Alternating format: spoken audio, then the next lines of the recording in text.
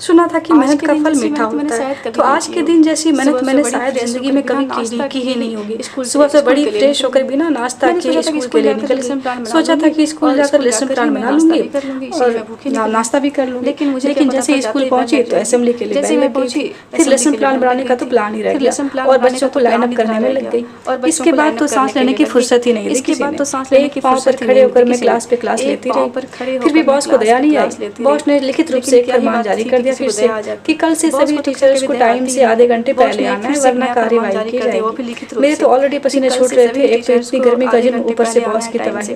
Boss का फरमान सुनकर मैंने अभी खुद को संभाला ही था कि एग्जाम कंट्रोलर ने भी अपना फरमान जारी कर दिया कि सभी को क्वेश्चन पेपर सिर्फ 4 दिनों के अंदर सबमिट करने हैं। ऑलरेडी हॉलीडे होमवर्क इतने सारे चेक करने थे हमें, उनको देखकर ही बार बार रोना आ रहा था। फिर याद आया कि ये सब तो कुछ भी नहीं, अभी तो रोने का टाइम भी नहीं है हमारे पास। मुझे सारे क्लास के चक्कर भी तो लगाने हैं, क्योंकि स्कूल कोऑर्डिनेटर तो मैं ही हूँ। उनको देखकर ही बार बार रोना आ रहा था। इतनी रिस्पॉन्सिबिलिटी निभाते मुझे याद ही नहीं रहा कि मेरे पर्स में सुबह से बेचारा मेरा लंच बॉक्स, वाटर बोतल वेट कर रहा होगा। लेकिन मैं कई बार उसके पास जाकर भी उससे रूबरू नहीं हो पाई और अंत में बेचारा वापस मेरे साथ घर आ गया। रिस्पॉन्सिबिलिटी निभाते घर आकर भी कहाँ जाना था। बच्चों के कपड़े को उतारो, उसके ड्रेस क्लीन करो, रसोई में जाओ, उसी के काम बचे हुए काम करो। फिर मैंने बचा कुछ अपना खाना खाया जो मेरे लंच बॉक्स में पड़ा हुआ था, और बेचारा पानी उसको तो मैंने फ्रिज में डाल दिया।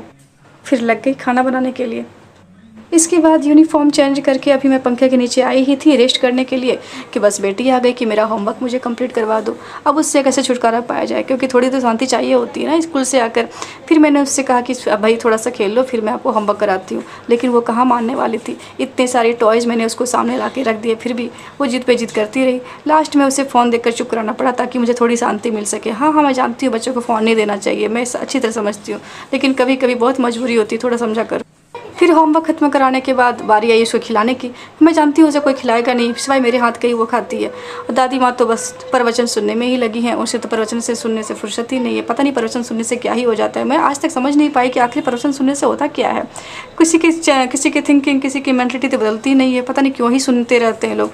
अच्छा, तो मुझे याद है कि चलो अच्छा ये लोग नहीं सुनेंगे प्रवचन, तो फिर टीवी और टीआरपी वगैरह उसकी कमाई कैसे होगी। इसी बहाने टीआरपी की कमाई हो जाती है और चैनल वालों की कमाई हो जाती है, एड्स की कमाई हो जाती है।